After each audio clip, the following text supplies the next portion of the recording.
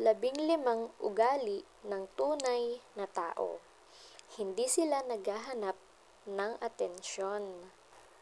Hindi nila kailangan ng labis na materyal na pag-aari.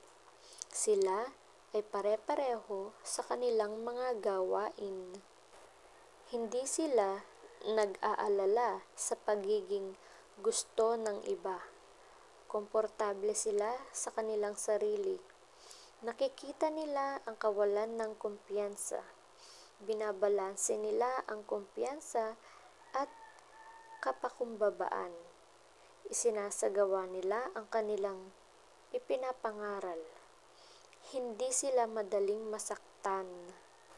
Seryoso sila sa kanilang sinasabi at tinutupad ang kanilang ipinangako. Mas nakikinig sila kaysa nagsasalita. Nagpapakita sila ng empatiya sa iba. Tinatanggap nila ang kahinaan. Sinusuportahan nila ang ibang walang inaasahang kapalit. Matatag sila sa kanilang mga paniniwala, ngunit nananatiling bukas sa pagkatuto.